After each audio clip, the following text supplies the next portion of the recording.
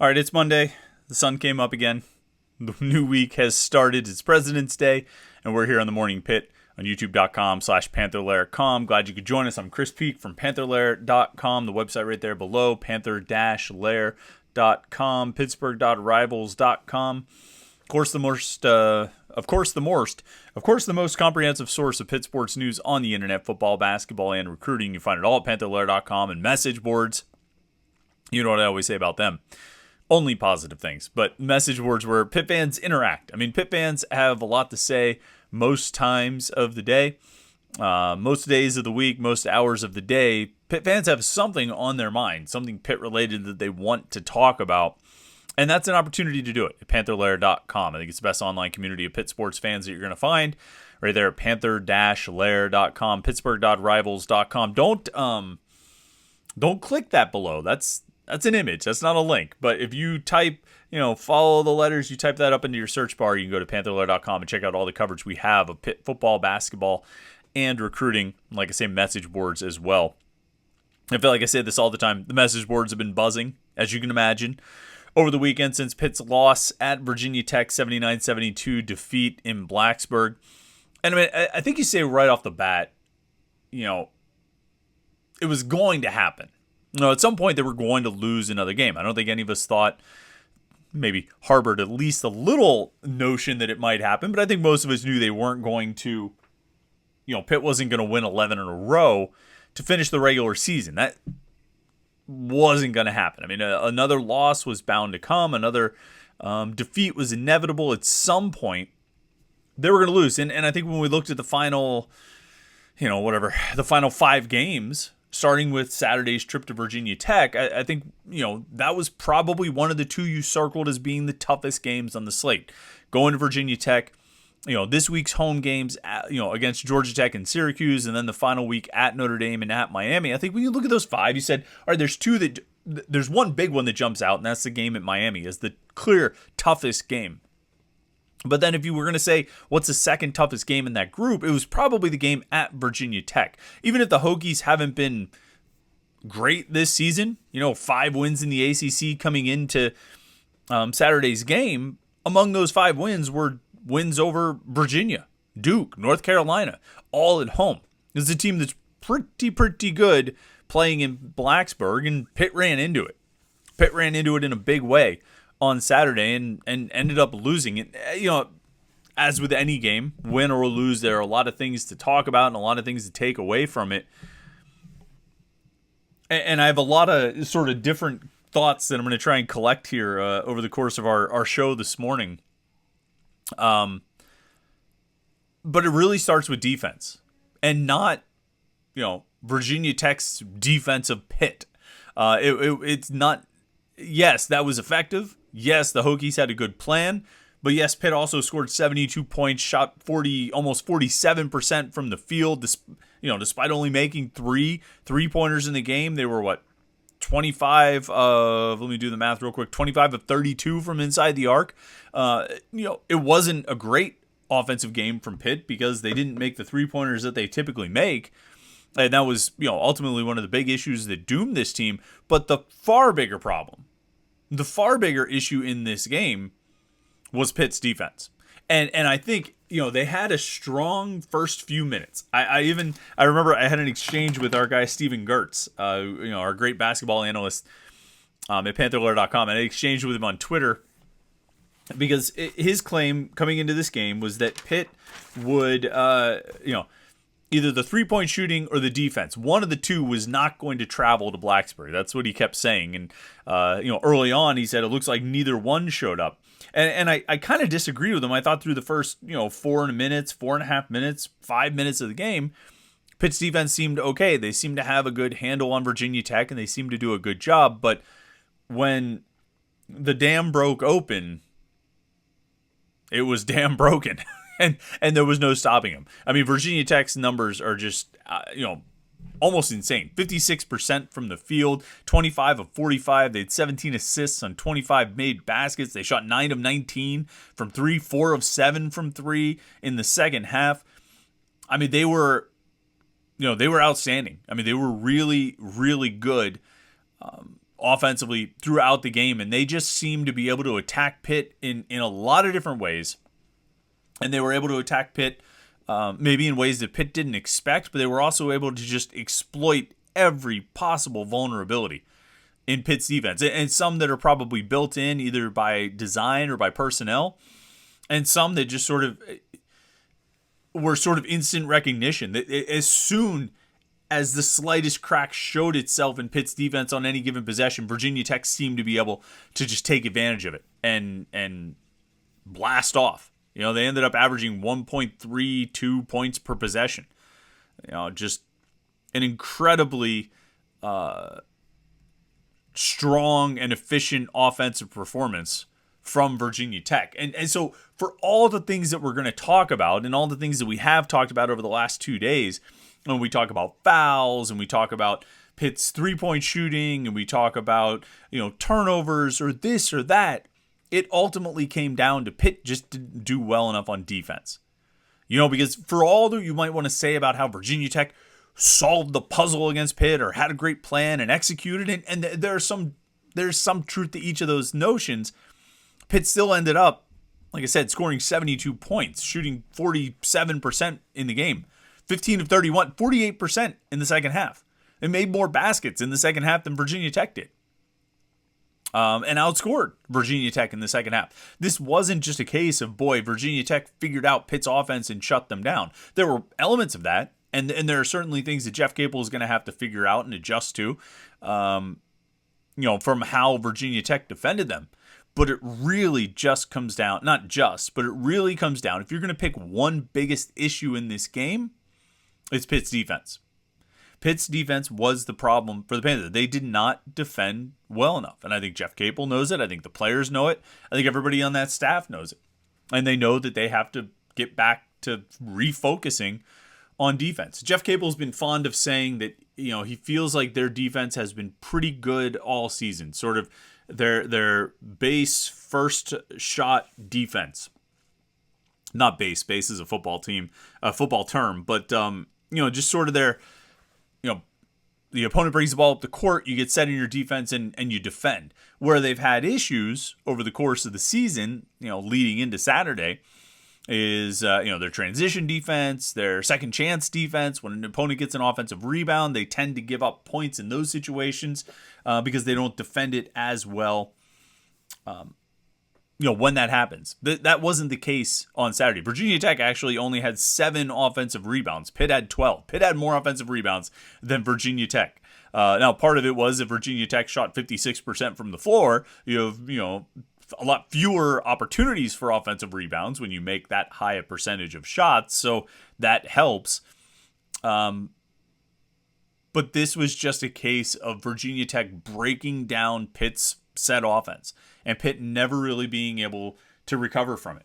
And so, we could talk about fouls. We could talk about how there were 44 fouls called in this game, and it was an absurd amount. How both teams were in the double bonus about 7 minutes into the second half, or into the single bonus, or into the bonus, I should say, not double bonus. But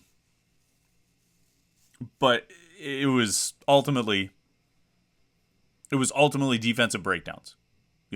That was the biggest problem here, and I think that's something solvable. Because I think anytime you have a game when you come out and you lose and one of your strengths looks like a weakness, which I think would certainly be the case when they shot 3 of 18 from 3, one of your probably your first impulse, or one of your first impulses is going to be to say, well, okay, did they figure something out there? Did they put something on film that other teams are going to see and be able to replicate?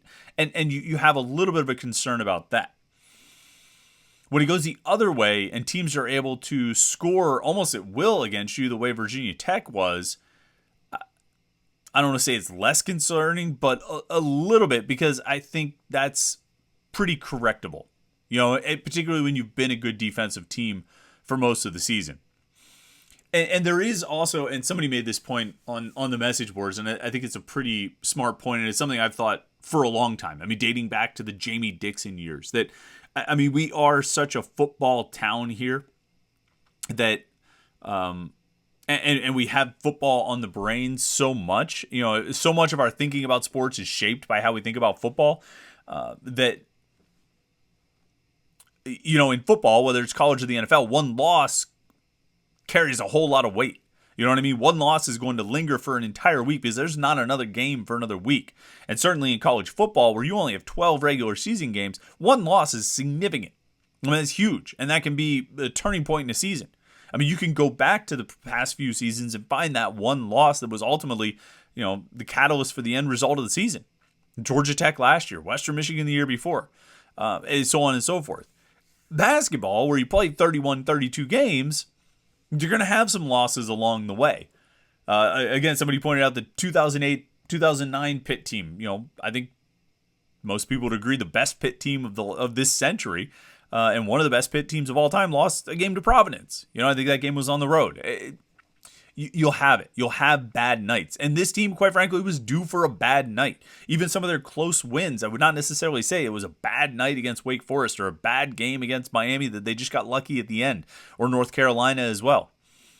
They were due for a bad night. They had a bad night against Florida State, in the first game. They had a bad second half, kind of, against Clemson. They had a bad second half against Duke.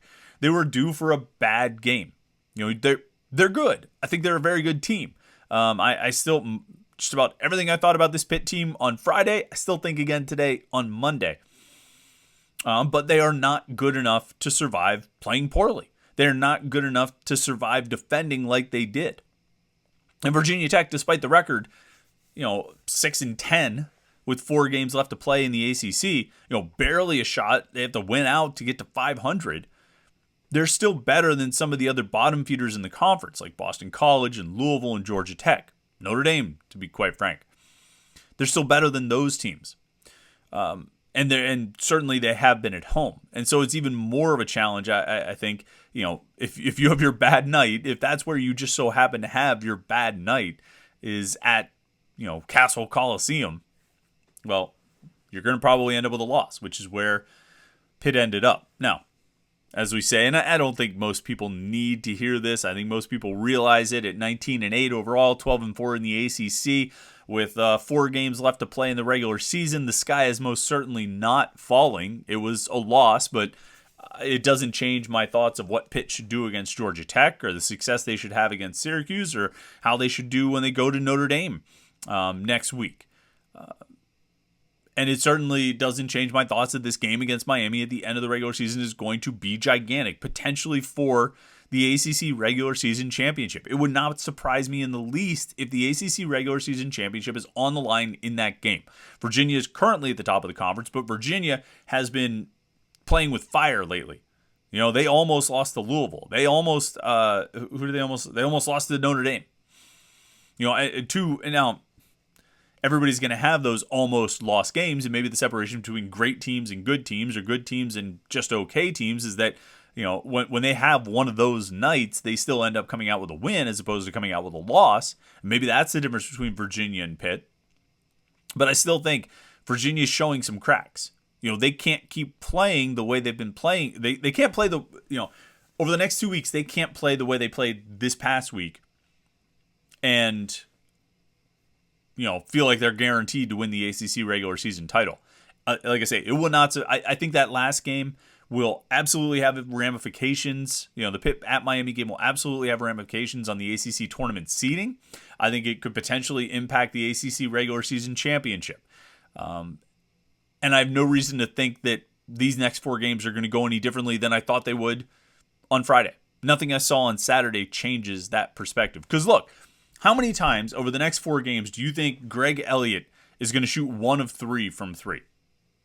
How many times over the next 4 games do you think Blake Hinson's going to go 1 of 8 from the floor? How many times over the next 4 games do you think Nike Sabandi's not going to score a basket until the final 4 minutes of the game or 5 minutes of the game? How many times do you think Pitt's going to have 2 players foul out, or 1 player foul out, and 3 others get to 4 fouls? How many times do you think Greg Elliott's going to play 9 minutes in the 8 minutes in the, or what? Elliott had 9 minutes in the first half. Hinson had 8 minutes in the second half. Federico had 9 minutes in the second half. These things aren't going to happen. And how often do you think Pitt is going to allow an opponent to shoot 56% from the field? These things, that's what happens on a bad day, and a bad day will lead to a loss.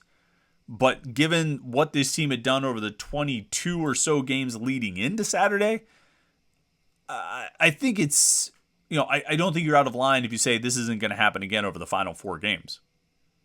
I don't think you're out of line if you say that, if you suggest it or you believe it. Because I do believe it. I haven't really changed. My opinion about this team was formed over 26 games, right? Especially the last 22, and it's not going to be changed because of one game. Now, if they go against Georgia Tech on Tuesday night and they lay an egg and they, just don't rebound, don't bounce back. I don't mean rebound in terms of getting rebounds. If they don't bounce back the way I think they can and think they will, then I'll start having some questions. But if they go out and take care of business against Georgia Tech like they did the first time they played Georgia Tech on the road, and like they have against other inferior opponents, bottom of the conference opponents, when playing them at the Peterson Event Center, then I think you're right back on track. You don't want to have any more games like Saturday, but I think you're right back on track for where you need to be heading into this final 2-week stretch run. A couple details about this game. There's a handful of things that really jump out. I mean, the fouls, absolutely. And the fouls were not why Pitt lost. The fouls were why the game was nearly unwatchable in the second half, but they were not why Pitt lost. Because while Pitt did have 24 fouls called on them, there were also 20 fouls called on Virginia Tech. 44 fouls total in this game, which is actually the 6th game this season that Pitt has played in when there have been 40 or more fouls called. Pitt is actually 1-5 in those 40 games. The only one they won was the Tennessee Martin game at the beginning of the season. The one I was talking about being such a fun night at the Pete. I forgot that there were like 46 fouls called in that game. So maybe it wasn't as much fun as I thought it was. The fouls, but again, I'll say it again. They were not the reason that Pitt lost. I think there were some soft calls on Pitt. I think there were some questionable calls on Virginia Tech. I think there probably were more things that could have been called if the calls were being applied consistently. If you were going to be that strict about it, in some instances, be strict about it in all instances, or back off a little bit and stop blowing the damn whistle every 30 seconds. I mean, you have 40 minutes of basketball, 44 fouls called. This should not be an average of better than a foul per minute. That's not a good product. And maybe the players need to play differently. Look, I mean, you got a photo right there. Looks like a foul. But it just takes away from the experience altogether. And it was not pleasant. Now, where some of the issues, where the fouls did affect Pitt, is the guys that they were getting in foul trouble. At the end of the first half, you had Blake Hinson, Nelly Cummings, and Greg Elliott all with 2 fouls in the first half. Now, that didn't necessarily mean that they didn't play much. Cummings got his second foul, I think, in the final minute because he was credited with 20 minutes in the first half. Blake Hinson got his near the end of the first half. He played 17 minutes in the first half. Greg Elliott was really the one who was impacted the most by the fouls. He picked up 2 early and only played 9 minutes in the first half. Didn't attempt a 3-point shot in the first half. And I think that's a huge, huge stat. No matter how Virginia Tech was defending it. And I think part of their, defensive plan was to try and keep Elliott from shooting as much as possible because he's such a weapon from outside. But this team really does live and die by the 3. And that's fine. I don't say that derisively. I don't have any judgment on that. I think that's fine. I think that's a way to win basketball games. But you've got to be able to adjust and get those shots for your shooters. And Greg Elliott is right at the top of the list. Blake Hinson is there too. Nelly Cummings is right behind those guys. Nike Sabandi is right behind them. I mean, those are 4 guys that you need to be able to get shots for those guys. You need to run plays that get open looks for those guys from outside the arc. And for Greg Elliott to come out of the first half with no 3-point attempts, despite only playing 9 minutes. I mean, if I'm Jeff Capel, I want Greg Elliott attempting at least 1 3 every 3 minutes or so. Maybe that's a bit excessive. Yeah, maybe I don't want him attempting 8 threes in a game, but I mean, I'd like more than 0 attempts in 9 minutes. Even if they're not 9 consecutive minutes, I'd still like him shooting a little bit more than that. Second half, Elliott ended up playing more. What was his? I had his second half. So he ended up playing 18 minutes in the second half, even though he picked up 2 more fouls. He attempted 3 3-pointers at that point, made 1 of them. and then finished the game. What did he have? He finished the game with 11 points. Actually scored 3 baskets inside the 3-point arc and made a couple of free throws and grabbed 2 rebounds. Nelly Cummings, 0 of 2 from 3, but he puts up another 11 and 8 line. He actually had 11 points and 8 assists in the whatever the last game was, the Boston College game. 11 points, 8 assists, and 5 rebounds.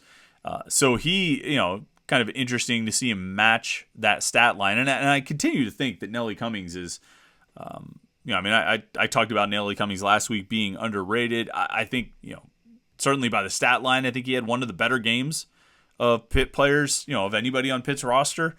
Arguably the best game. He was 4 of 8 from the floor, grabbed 5 rebounds, 8 assists, only had 1 turnover. He committed four fouls, but still ended up playing 35 minutes and scored 11 points, which rated as being pretty good in this game. Jamarius Burton was the leading scorer, of course, 7 of 16. He had to fight for every basket he got, and that's often the case with Burton. I think Burton often is fighting to get his baskets and get his layups and get his shots, but I think he absolutely had to do it, even more than usual in this game at Virginia Tech on Saturday. Federico gets 12 points in 26 minutes, only played 9 minutes in the second half due to his foul trouble.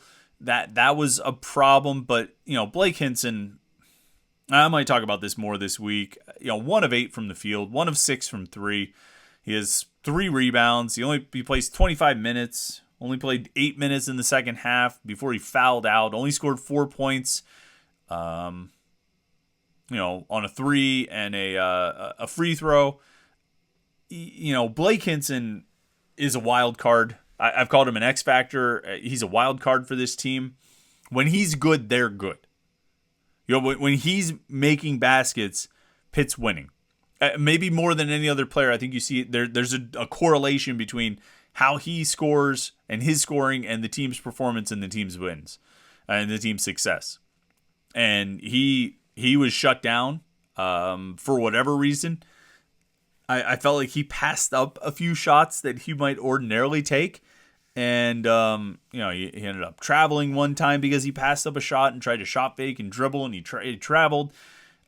He needs to be in a rhythm. And Jeff Capel had an interesting comment on Thursday. I asked him about Blake Hinson's range and what is he comfortable with? What does he still count as a good shot? What is Capel comfortable with? What does Capel still count as a good shot from Hinson? And what Capel said is, basically he's had to learn how to accept it because Hinson's going to take some bad shots, but Blake is the type of player who can make those bad shots. So you sort of just kind of have to grin and bear it with him and let him take some shots that you might say, I kind of wish you weren't taking that shot right now.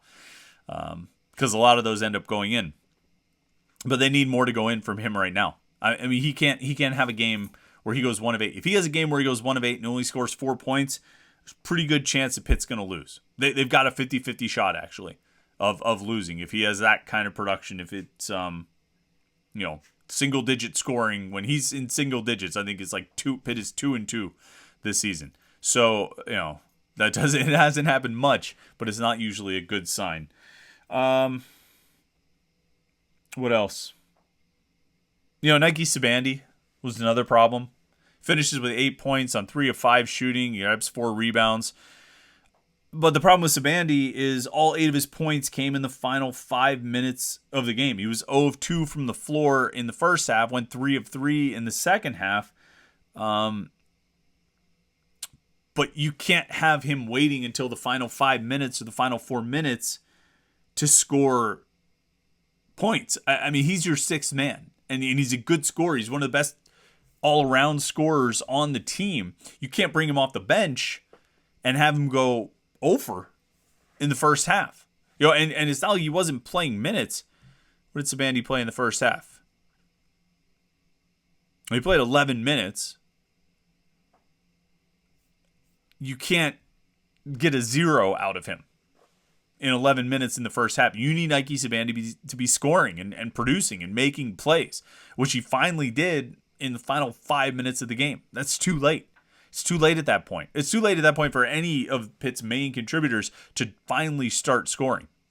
They need more out of Nike Sabandi, and he's given them a lot this season, but he can't have another game like that. Blake Hinson can't have another game like that, and they can't get into the foul trouble that they got into. Most of all, they can't defend like that. If they defend against Georgia Tech, Syracuse, Notre Dame, Miami, like they did against Virginia Tech, they're going to put themselves in real danger of losing 1, 2, 3, or 4 of those games. I don't think they're going to lose one. I don't think they're going to lose 4. I don't think they're going to lose 3. And I really don't think they're going to go 2-2. I think 3-1 is the worst outcome here, but they have to defend better than they did on Saturday. We'll see what they got. We'll find out tomorrow night when they take on Georgia Tech at the Peterson Events Center. I'd say I think it's a 7 o'clock tip-off. I think we're done with the 9 o'clock games. Yep, 7 o'clock tip-off tomorrow night at the Peterson Events Center. Pitt, Georgia Tech. Panthers look to bounce back from the loss to Virginia Tech, and I think they'll be able to do it. I think they were able to get over on the Jackets before, and I think they'll do it again here at home. So we'll see. We'll see what happens tomorrow night. We'll have a lot of game preview stuff for you tomorrow morning on the Morning Pit. In between now and tip-off tomorrow night, we'll have a lot of coverage, of course, at Panther-Lair.com. Panther-Lair.com, Pittsburgh.rivals.com. It's the most comprehensive source of Pitt sports news on the internet: football, basketball, and recruiting. Of course, as while you're here, make sure you like this video and subscribe to our YouTube channel, youtube.com/Panther-Lair.com. There's like 40-some%. I was looking at the YouTube numbers. 40-some% of you watch this video and you're not subscribed to our YouTube channel. Come on, hit the subscribe button. I make it really easy. It's right there.